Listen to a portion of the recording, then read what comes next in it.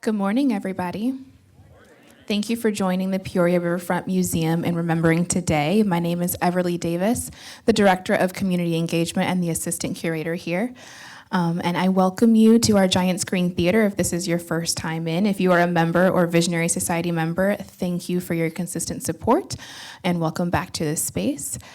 Today's talk is a wonderful opportunity brought to our community thanks to working with Ray LaHood and our fearless leader, our President and CEO, John Morris, for always encouraging us to take the time to reflect on 9/11. But to give us a warm welcome, help me welcome our Chairman of the Board, Todd Baker. Thanks, Everly. I get a lot of opportunities as the Chairman of the Board. This is one of the finest. Please allow me to acknowledge our staff. I can't see them, but they're around. If you're staff, please raise your hand. Thank you. These are the people that make it happen here, and I appreciate you every day. Thank you very much. I want to thank RLI and the Bielfeldt Foundation for your support. Sid and Andrew are here. Sid Ruckriegel, Andrew Rand also providing support for this event. Thank you very much. The family of Chip Chan is here. I'm just honored to be here with you today. Thank you so much for being here. The chairman of our President's Advisory Council really made this hum today for us. Ray LaHood, Peoria's own Ray LaHood, and I thank him personally for making sure that this could happen. And it's my honor today to hand this off for this program to go today. And the cards are unbelievable people. I had the opportunity to visit with them last night, and it should be an unbelievable day today. So please enjoy this. Thank you all for being here.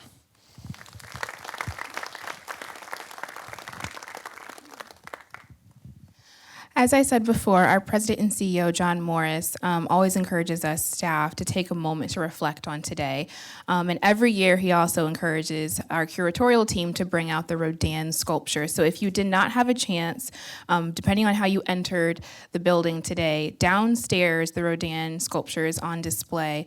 And that is one of the collection from Cantor Fitzgerald, which is the place that the one innocent life lost from Peoria, Chip Chan, was working at Cantor Fitzgerald. So it is a direct connection to 9/11 for our town. Make sure that you go and see that sculpture, listen to the video, and just take a moment to reflect. Thank you to John for encouraging us to make sure that that happens and it stays on our calendar every single year. Without further ado, help me welcome our President and CEO, John Morris.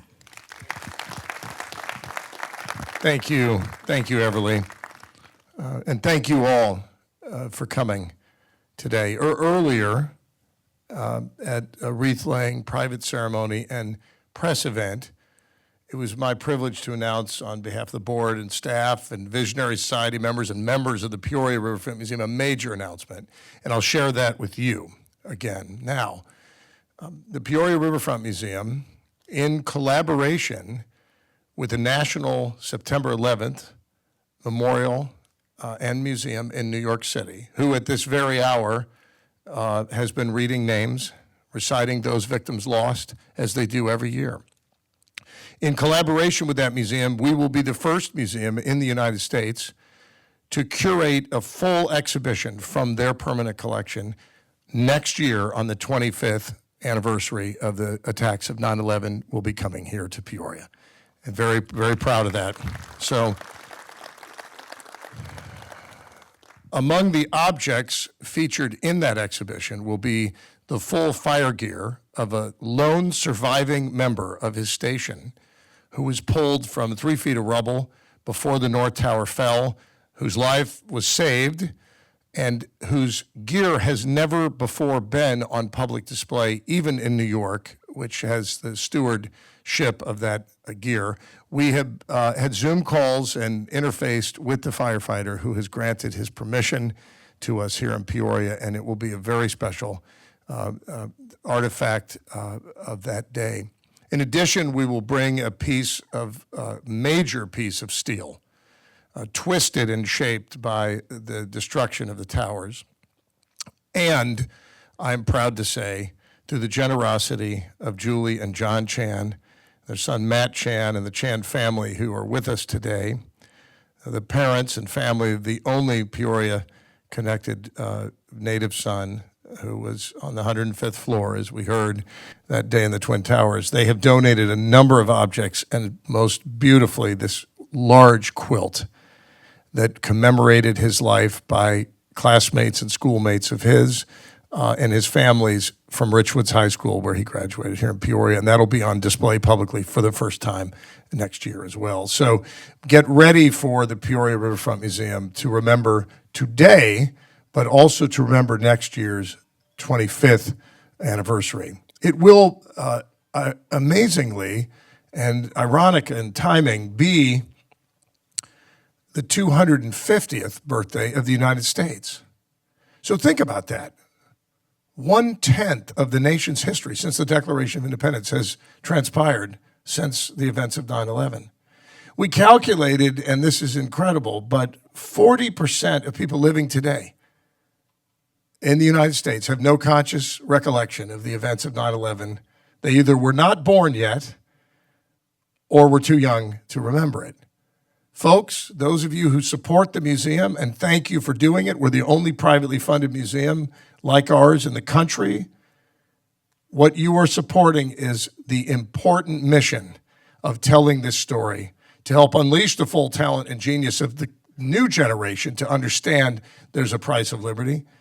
And 9/11 is a day we will not forget. So we are joined today, and I want to make special mention of one other link to the events of 9/11, and that's RLI Corporation. And we have with us the CEO of RLI and the team of RLI. RLI actually had offices in the Twin Towers in 2001.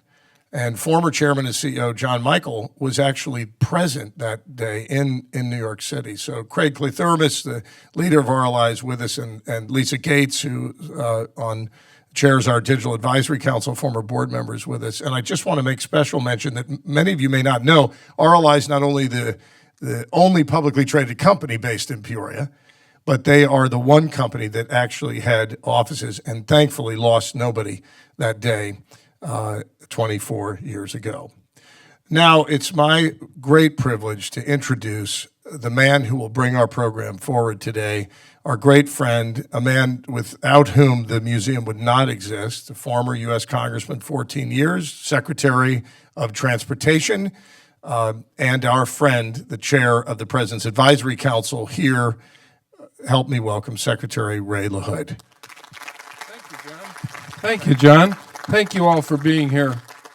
This is an extraordinary day. 24 years ago, I was a member of the House, thanks to many of you in this theater and the support that you gave to me.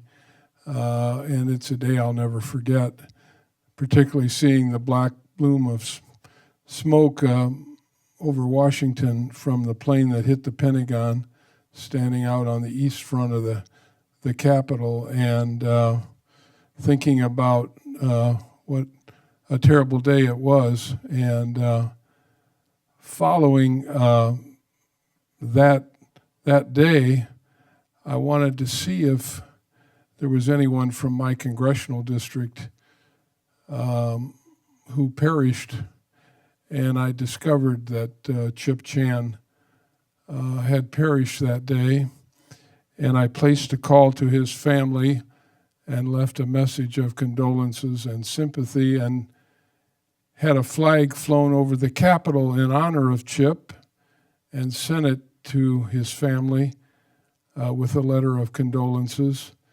I've had the honor of meeting the Chans on a couple of different occasions, and today they told me that part of what they're going to donate to the museum is the flag that we had flown over the Capitol in honor of their son. So that will have a special place. When John and I were thinking about how we'd commemorate the 24th anniversary of 9/11, I came up with the idea of why not invite Andy Card to come to Peoria. When I served in Congress, I served all of the 8 years of President George W. Bush. and it was a great honor to serve with him. And prior to that, I worked for Bob Michael, and Andy worked for George Herbert Walker Bush. And so I got to know him early on in my career as chief of staff for Bob, but as a member of Congress in supporting President Bush and many, many of his policies, a man that I admire very much. And so I also had the occasion to meet Andy's brother, and I didn't really have Andy's phone number. So I called Brad and I said, hey, I'm thinking about inviting Andy to Peoria. And he immediately sent me his number. And I would say when I was Secretary of Transportation, Andy was also, during his career, Secretary of Transportation. So I knew from the good advice that he had given me while I was Secretary that he'd return my phone call, which he did. And when I asked him about coming to Peoria, and we really wanted to do it on the 24th anniversary because we know next year he'll have 100 invitations to be in so many other places in the country, and he immediately said yes. And his wonderful, very talented wife, Kathleen, is with him, and she is an ordained minister. So it's a thrill to have the cards in Peoria. It really is. And so please, Andy's gonna sound off on whatever he wants to talk about. I assume 9/11, but maybe other things also. And then I think some folks have written out some questions, and we'll entertain those questions. So please give a very, very warm Central Illinois Peoria welcome to a friend of Peoria, Andy Card. Thank you, Andy.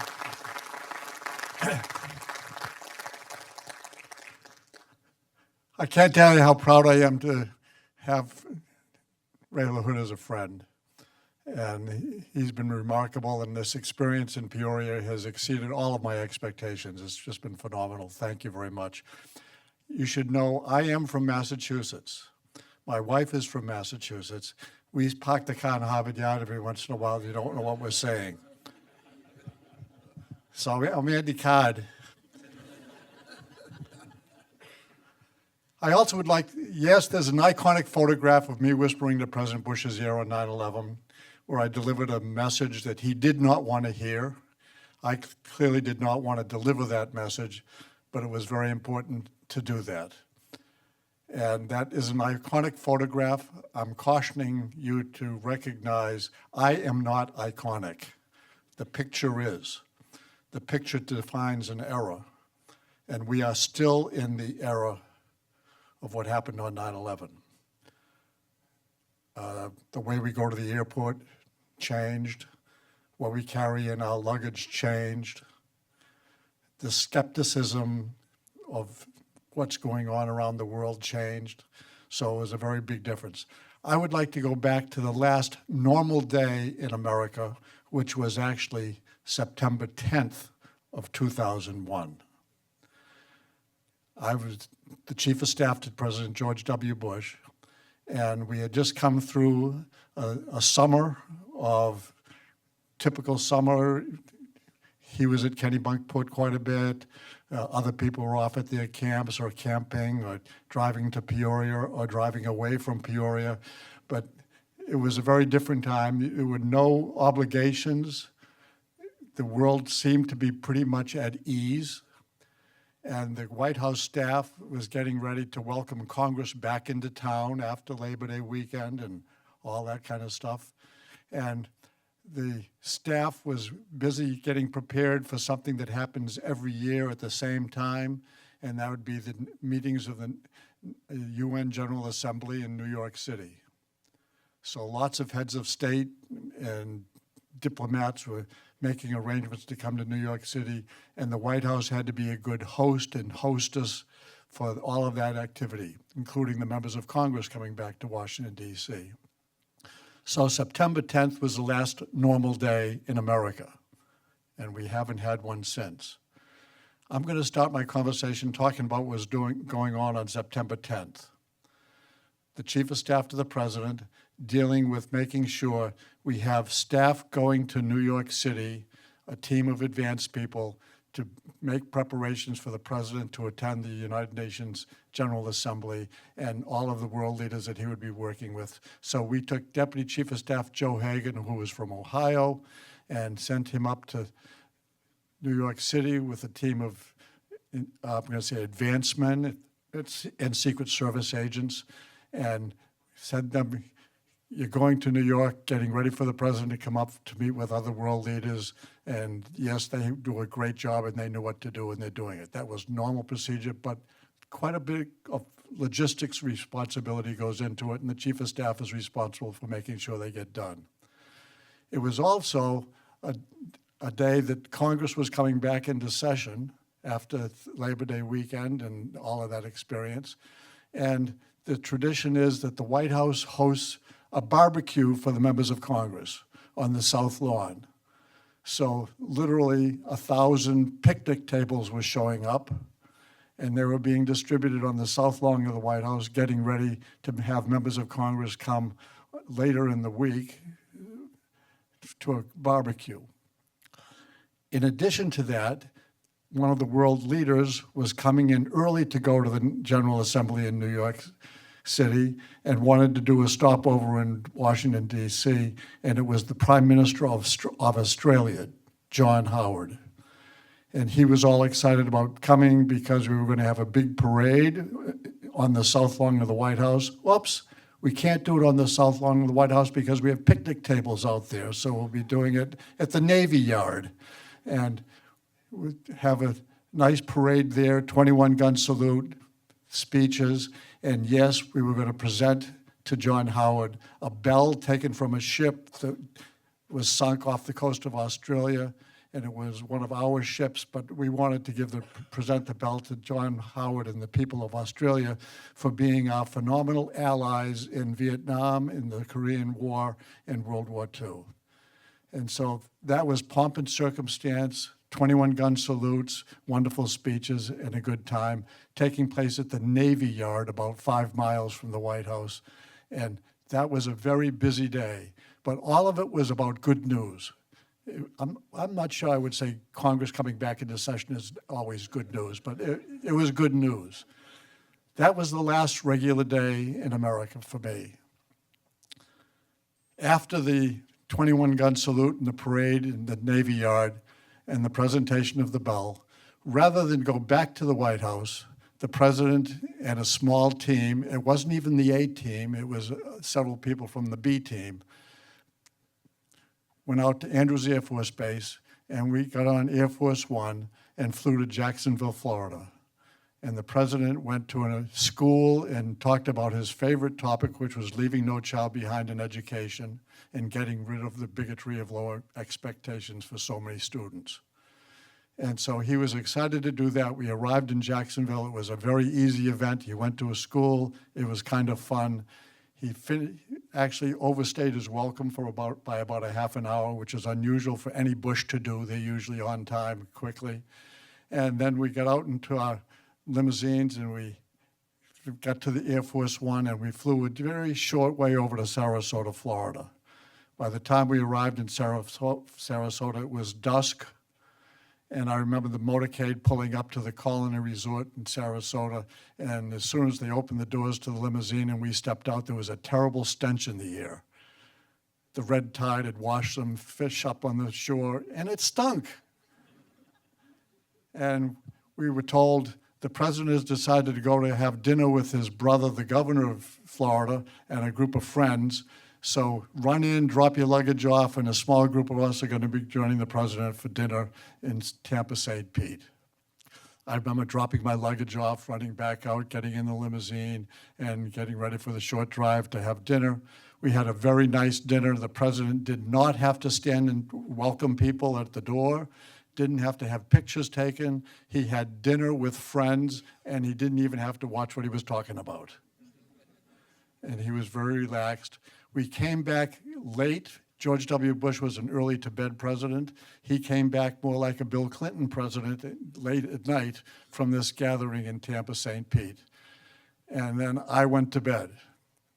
And then I woke up on September 11th, 2001. And the first thing I did was go down and pick up my reading material, which would be the overnight news and whatever comes into the Chief of Staff, and it's quite a lot, including President's Daily Brief, the top secret document that everybody wants to see. It's never as good as the myth, but people want it anyway. And then I made sure the President was getting up. I knew that he was planning to go out for a run on the golf course.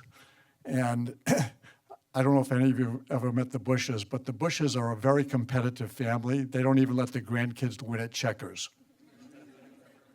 And George W. Bush had invited people to go running with him, and he found out one of the people that he invited to go running, who was a reporter named Stretch Kyle, had been an NCAA All-American cross-country runner. And believe it or not, he was preoccupied. Why didn't somebody tell me he was a cross-country runner? I can't believe I invited him to go running with me. Who made that decision? I said, you made that decision. And I said, go have a good run. When you get back, shower, shave, get ready. We'll have the intelligence briefing from the intelligence director on the trip. And then you're going over to the Emma E. Booker School in Sarasota, and it's an easy day. You're talking about your favorite subject, everything is all set, go have a good run. He then went off for a run, paranoid about this cross-country runner that was going to be competing against him. And I went out and did some work, and I met with the advanced team. I met with the Secret Service about the logistics at the school and made sure things were lined up for the day. The President came back. I greeted him as he came back from running. He had the George W. Bush strut. He beat Stretch Kyle. And he was so proud of himself. It was just wonderful to see. That's all he could talk about as he's getting undressed. Not a pretty sight. He takes his shower, he gets ready. We go into a briefing from his briefer from the CIA, and I can remember nothing in that briefing was particularly new or scary. It was kind of a standard briefing, and I was with the President when he was getting briefed. I was part of the Q&A section. We weren't talking about terrorists. It was kind of easy. I then went out and made sure the motorcade was ready to leave. And the motorcade fills up. We're ready to go over to the Emma E. Booker School. And I do remember two people getting into the motorcade asking a question. One was Karl Rove, the other one was Dan Bartlett, both Texans and very involved in the work of the President. And Dan Bartlett said, did anybody hear about a plane crash in New York City? And Karl Rove said, I think, yeah, I heard something, I got something about a plane crash in New York City. I had not had any of that information. I then go into the Emma E. Booker School with the President. We went into a classroom that had been converted into a White House command center. And the President got on the phone, a secure phone, and talked to Condoleezza Rice, his national security advisor. I did not listen in on that phone call. I went into the classroom where I knew the President was going to go to read a book with students to see if it was all set. And I walked in, I saw the teacher, she was dressed to the nines. She looked spectacular. Her students were very perfectly well behaved, standing in line, getting ready to go into the classroom. And it was a joy to see her. The smile on her face and the smile on the faces of all those students was just fabulous. And then I saw Ari Fleischer gathering with the press corps. Grumpy people, not smiling. And it was just a great contrast. I'm saying, Ari, your people aren't glad to see you. These people are thrilled to see me. And then I walked into the classroom. I looked the classroom around. The truth is I saw a misspelled word on the bulletin board, and I said, let's get a book cover and cover it up. I didn't want a Dan Quayle potato moment. I then walked into the holding room, and I'm standing with the president and the principal of the school when Deb Lauer, a Navy captain who was in charge of the national security team on the trip that day, she ran the White House operations in the secure part of the White House. And it was funny, when I went by her, she kind of looked at me and then came up, and with the president there, she said, "It appears a small twin-engine prop plane crashed into one of the towers at the World Trade Center in New York City." The president, the principal, and I all responded with kind of the same question, or it wasn't a question, we thought a different fact. What a horrible accident. The pilot must have had a heart attack or something. And then the principal opened the door to the classroom, and she and the president walked into the classroom, and the door shut, and I am standing there. And Captain Lauer came up to me and said, "Sir, it appears it was not a small twin-engine prop plane, it was a commercial jetliner." My mind flashed to the fear that the people on the plane must have had. They had to know it was losing altitude. I don't know why that's where my mind went, but that's where it went. But that was only a nanosecond, because Captain Lauer came up to me and said, "Oh my God." Oh, actually, she says, "It was not a small twin-engine prop plane, it was a commercial jetliner." And I said, "Yes." And she said, "A second plane hit the other tower at the World Trade Center." That's when I knew that I had to tell the president. And part of the job of a chief of staff is to manage the president's time. And almost the greatest challenge in that responsibility is everybody wants the president's time. So people who are appointed by the president to jobs in the White House think that their time is the president's time all of the time. And my job would be to say, "No, you can't see the president now. You don't have the time. Time isn't something we protected closely." This one was a very serious thing, and I said, "I'm going to tell the president about it. I can't do it in such a way that I complicate his ability to make a decision," and reflected. I stood at the door, and believe it or not, I reflected on something I had done when I was the acting chief of staff for his dad. And you may remember this. It's when the president visited Japan and threw up on the Japanese prime minister in Tokyo at a state dinner. I was the chief of staff to the president on that trip too. And I remember everybody thinking the president was going to die or had died or something, and that I had a responsibility to calm the waters and make sure that things were all right. So I took out my little laminated card, what to do in case of an emergency, and did everything on that little laminated thing, including accompany the president back to the Akasaka Palace, where he got sick all over me. And at any rate, I reflected on that day and said, "You helped the president get through something in Tokyo, Japan. You can help this president get through things. Just be cool, calm, and collected, and don't let emotions drive your work." I then decided what I would tell the president. I opened the door, walked into the classroom, leaned over and said, "A second plane hit the second tower. American is under attack." And that became an iconic photograph. Again, I am not iconic. The photograph is. It does define an era, but that's what I said to the president. And all of the good of September 10th, 2001 was irrelevant to the work that had to be done on September 11th. So fast forward on Air Force One. First of all, the president goes into the classroom. I go in and I whisper in his ear. We then leave. I go get the crew back on Air Force One, get the pilot there. Mark Tillman was a pilot.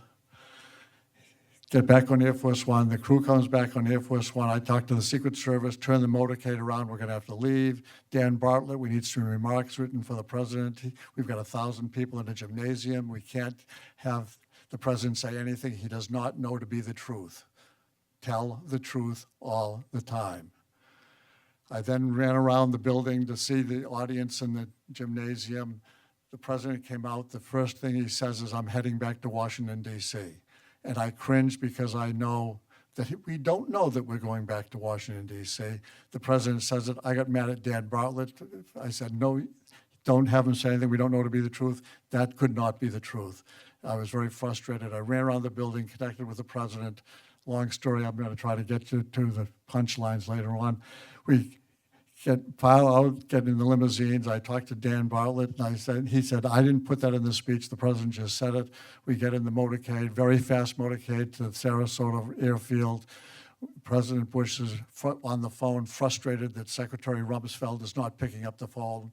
I'm on a phone call with the folks at the White House Situation Room. I learned that the White House has learned that the Pentagon has been hit by a plane, and Secretary Rumsfeld is out dealing with that. We arrive at Sarasota Airfield, the limousine stops. Usually when the limousine stops and the door is opened up, you get out of the limousine and you hear no noise from Air Force One, because the protocol is you don't turn the engines on Air Force One until the president is safely on the plane. And I'm struck that the engines on Air Force One are all geared up and ready to go, and they're cranked up. And I said, Mark Tillman must really want to get out of here. I then go with the president, climb the gangplank up, get on Air Force One. The door is being shut. The plane is already starting to roll down the runway. Make a very short trip down the runway. We take almost a vertical flight up, go up to 48,000 feet. Fighter jets catch up to us, and I'm then being asked by the pilot of Air Force One, where are we going? And I get together with the navigator, and then I get together with two military aides that were on the trip. I said, I want to go to a B-52 capable air base with plenty of fuel available, good communications, and within 45 minutes of where we are right now. And they got together, presented me some options. I made the decision to go Barksdale Air Force Base in Louisiana. They were already on alert on their own call as an exercise. They had a B-52 capable runway. They had plenty of fuel that we could get, and they had a place where we could meet. So we went to Barksdale Air Force Base, took people off the plane that didn't need to be on it, stragglers like members of Congress and some staffers, made arrangements for them to get back to Washington, D.C. separately. And then I was asked, where do we go next? I made the decision to go to Offutt Air Force Base in Nebraska, go to Stratcom. And we arrived there, we go deep underground. It's right out of the movies. We're in this room with TV screens and computer screens and members of military, all with 4 stars, sitting in chairs, generals and admirals. And the president is watching them as they're watching real time what's happening with the FAA and the communications. And they wanted to stand for the president, but they wanted to sit and do their work. So they were standing, then sitting, standing, then sitting. And the president said, I feel like I'm in a Jack-in-the-Box factory. Is there a better place where we can meet? We go to another room. We have a secure video conference back to Washington, D.C. We can go back now. Mark Tillman says the plane can land at Andrews Air Force Base. We get back there. Coming back, we literally fly over Peoria. And when we're flying over Peoria, is about the time when the TV is showing the World Trade Center towers collapsing, pancaking down. On Air Force One, it's a very, very sad time, a very scary time. It's a prayerful time. People weren't talking. They were praying, they were crying, they wanted to call home. We would not let them use the phones to call out. September 11th, 2001 became the mission. September 10th was not. So now I'm going to talk about the president. Obviously, he went and visited a mosque. You may not remember this. He visited a mosque. So he said, our enemy is not the Islamic faith. And he made a big demonstration to the Islamic community that we did not view their faith as our enemy. People who misjudged their faith was the enemy. The president, in his address to the American people the night we came back on September 11th, was one where he told the world leaders, right now, you're either with us or against us. That statement changed the nation's foreign policy towards our allies and our adversaries dramatically. And every world leader was scrambling to say they were with us. The first one that responded was Muammar Gaddafi. And what does he say? I'm with you, I am with you, I am with you. Don't worry about me. We heard from lots of people, leaders saying, we are definitely with you, how can we help?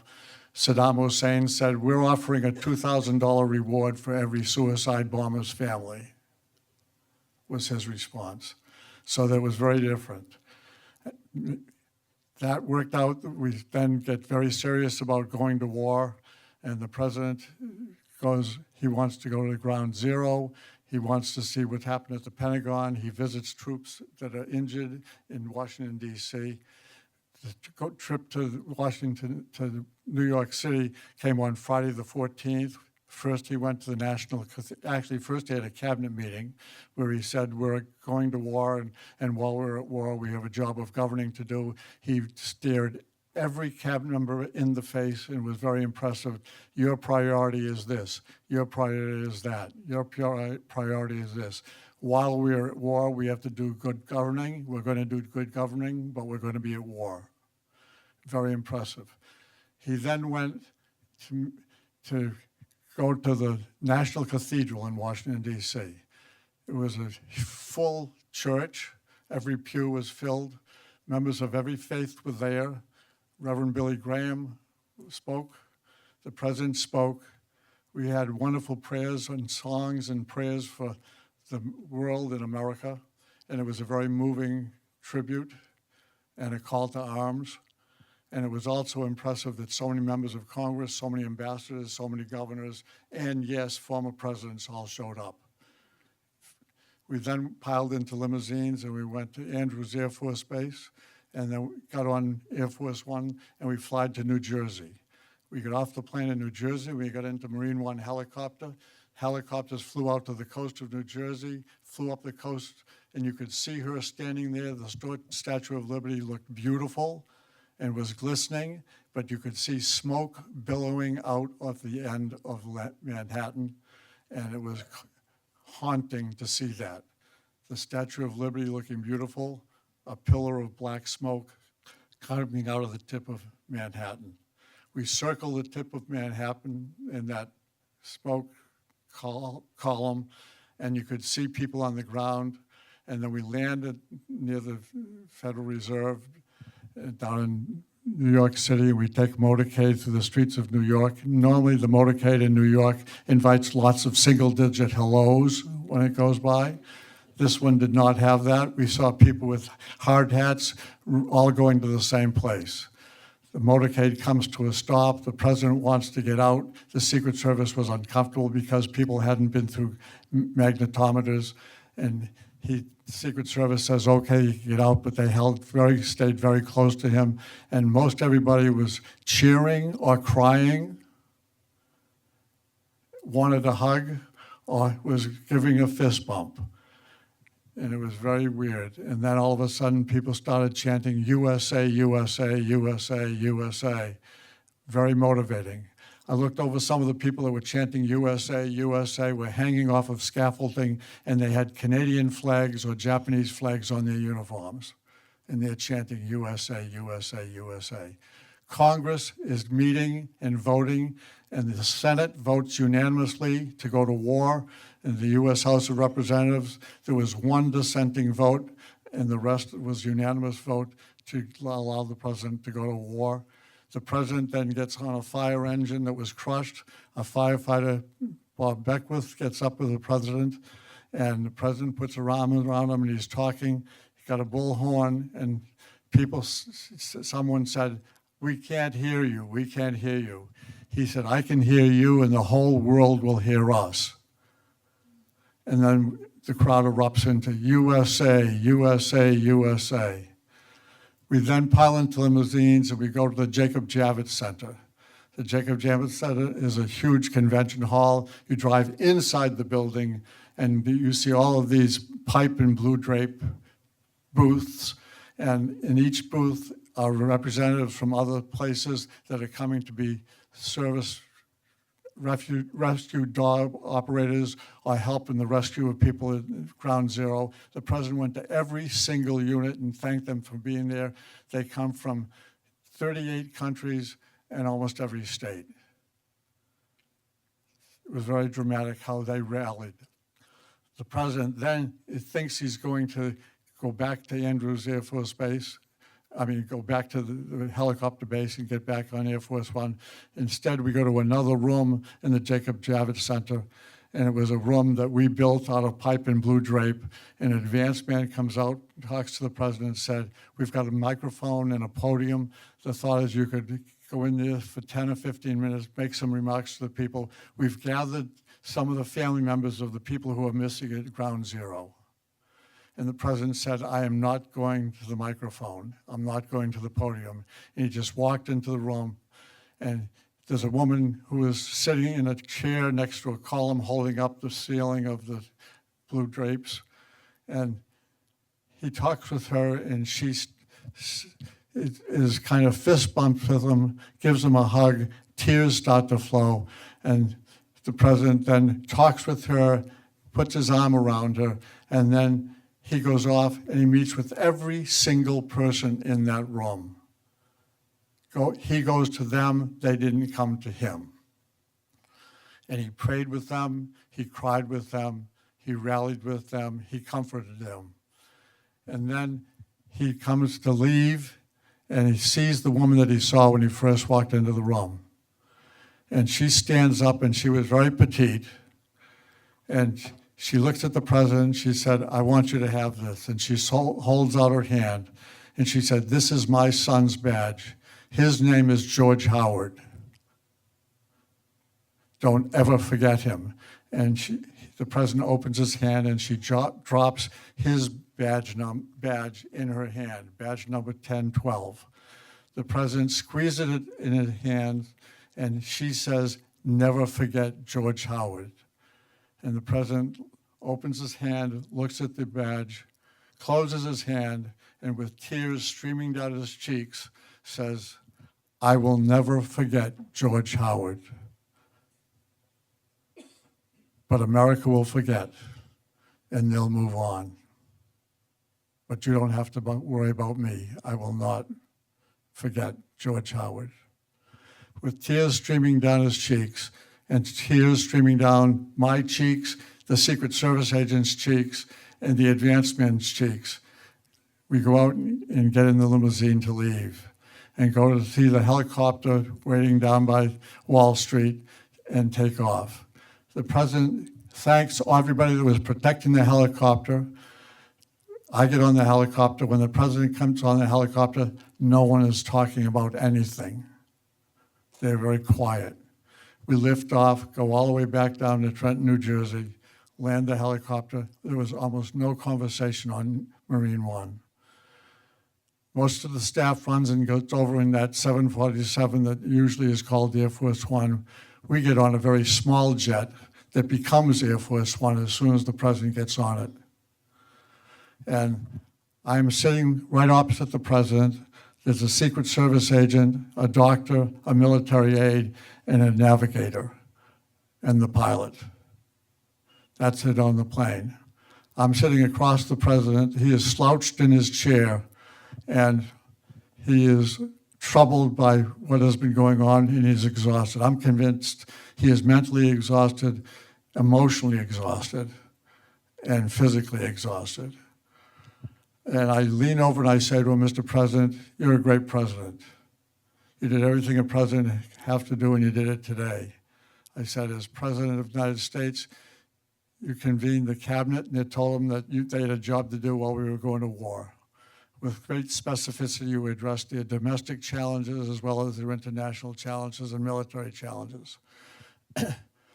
You called for the convening of the War Council, and you told me to get the War Council together at Camp David on Saturday morning, and that's going to happen. We were going to get ready to go to war. You went to the National Cathedral and you prayed for the nation and for the world. You went to New York City. You rallied the rescue workers. You told the world they would hear us. And then you visited with the families of the victims and comforted them. I said, you did that in one day. You're a great president. And he just looked at me and he said, thank you. We landed then up by Camp David. They convened the War Council. The president made the decision, talking to the War Council, to go to war. By the way, there was no such thing as the War Council. I knew what he meant when he said he wanted to meet with the War Council. It's the national security team. And the rest of the story kind of is history. That's 9/11, the story. My most memorable day of the White House was September 14th, with all that he did and all that made the difference. September 20th was the next most significant day, and that's when he went to the U.S. Congress and addressed Congress and invited with him Tony Blair, who was the Prime Minister of Great Britain, and introduced Tony Blair to the audience. He gave a wonderful speech in the Capitol Hill and told America what was going on with the war.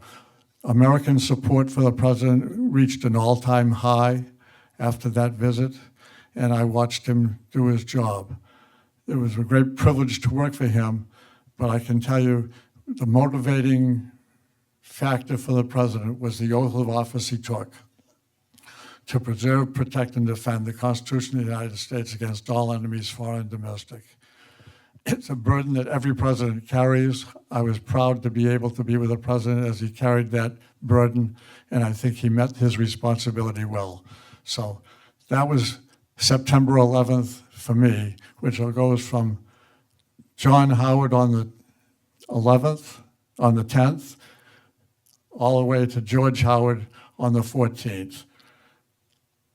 Celebrating John Howard, the leader of a nation, promising never to forget George Howard, a hero. So I pray that all of you will remember the heroes and remember those that we promise never to forget.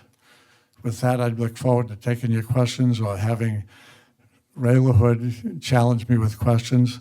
And I want you to tell you, you are so fortunate that you know the leadership of Ray LaHood.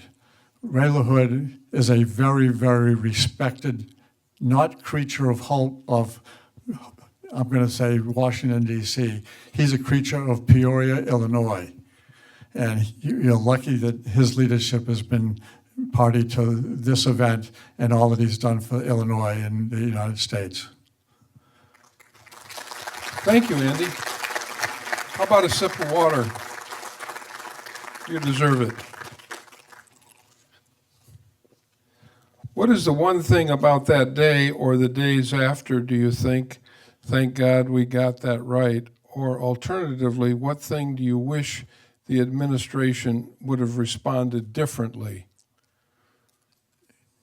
What we got right, I think we were all very solemn and very actively engaged in the decisions that were being recommended to the president, decisions being made by the president. It's no secret, but I was on the receiving end of a shouting match with the president. He was so anxious to get back to Washington, D.C. That was his priority. He wanted to go back to Washington, D.C. But the pilot of Air Force One, Mark Tillman, did not want to go back to Washington, D.C. without knowing that Andrews Air Force Base had been screened and found to be okay. Nobody hiding in the woods with Stinger missiles or anything like that. So he was not going to land at Andrews Air Force Base, even if the president told him to land at Andrews Air Force Base. And that's what Mark Tillman told me. He said, I'm the pilot. I'm responsible for every life on this plane. The president is one of the lives on this plane. And the president kept wanting to go back to Washington, and he's saying, when are we going back to Washington, D.C.? I said, I don't think you want to make that decision yet. And he said, I'm making the decision right now. We want to go back to Washington, D.C. I understand that. This went on and on and on, and he got louder and louder as you would do that. The Secret Service became closer and closer to me, but the truth is they never protected me. They agreed with me but didn't protect me.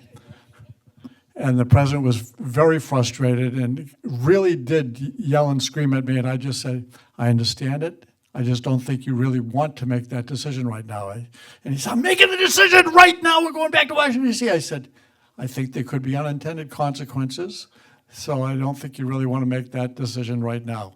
That was one easy one to cite. He wanted to go back there. I have to admit, I rationalized in my mind, is he saying he wants to go back because he is the Republican elected president of the United States and the part of the election process? Or is he saying that because he's the commander-in-chief of the military? And I said, I think he wants to be there as president more than as commander-in-chief. And he's got all of the tools to meet the commander-in-chief's responsibility on Air Force One and would have it in Offutt. And he wants to be in Washington, D.C. so that he can be seen in Washington, D.C. when we don't know that it's safe to do that. So I was rationalizing this. I'll also fast forward about a month when the president and I are on another trip, and Air Force One comes back. It may have even been to Peoria, but anyway, I remember when the plane landed and we got in the limousine, the president leaned over to me and he says, "I'm sorry I was so tough to you on Air Force One." And I'm thinking, I just flew with him on Air Force One. What was he tough on me about? And so I said, "What are you talking about?" He said, when I was yelling at you, and I was screaming at you, I was telling you couldn't do that. And I said, "What are you talking about?" He says, "On 9/11. So he felt bad. He apologized about a month later. Andy, In terms of what we didn't do that we should have done, or did what we shouldn't have done, intelligence is always hard to measure. I wish we had better intelligence. I do not remember any signal that I would say we can anticipate Al-Qaeda using commercial airliners and coming from Massachusetts as bombs and missiles to attack the World Trade Center. I don't remember seeing any intelligence like that. I do know intelligence about Al-Qaeda. Al-Qaeda had done an attack on the World Trade Center in 1993 under Bill Clinton, but it was a car bombing in the garage. But I can honestly say I have looked long and hard to see were the telltale signs that Al-Qaeda would have trained people in the United States, put them on planes, had them basically be suicide bombers. And so I wish the intelligence was better. I do think that the intelligence community, and this was in the report after 9/11, it resulted in the changes to our intelligence community. The FBI and the CIA and the DIA, the Defense Department, and the security arm of the State Department didn't always share information as well as we thought they should. And I think that's still a challenge. And sometimes it's parochial pride that prevents the knowledge from being shared. But I think that's one area that I would say we needed to do a better job. let me just say that I served on the Intelligence Committee for 8 years.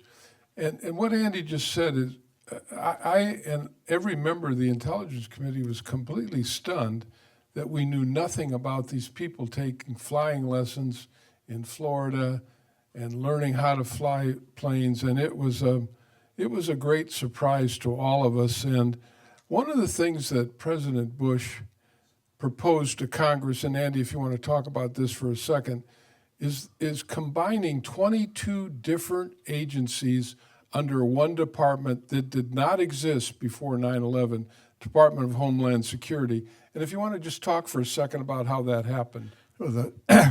There was an obvious need for us to have a way to make sure that the attacks wouldn't happen again. So we wanted to learn about what did happen and what should not have happened that did happen. And Tom Ridge, former governor of Pennsylvania, was called very early, asked if he would resign as governor and come and help create a new department, the Department of Homeland Security.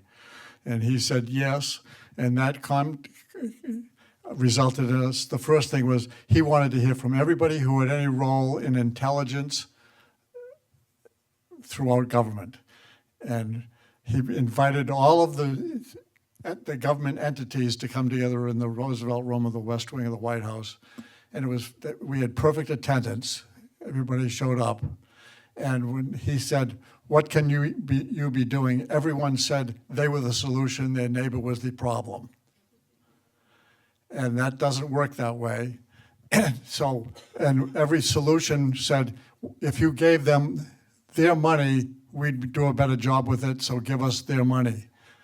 And that ended up being the parochial obligation of almost everybody that was invited to the meeting. You were sent to the meeting on behalf of my little bureaucratic life. And that included the Department of Transportation. And so I then went to Tom Ridge and out of frustration, I said, why don't we take a look at and see what would be perfect, knowing that we can't get perfect, but let's see how close perfection can come to something that could be a reality. And so we didn't want to have it done in such a way that the people that we talked to felt that they had to represent their client or their partner or write about it to them. It would just come, what would perfect look like if we started with a blank sheet of paper and then we took the piece of paper of what, this is what it is, this is what perfection would look like, and what would Congress embrace if we could do it.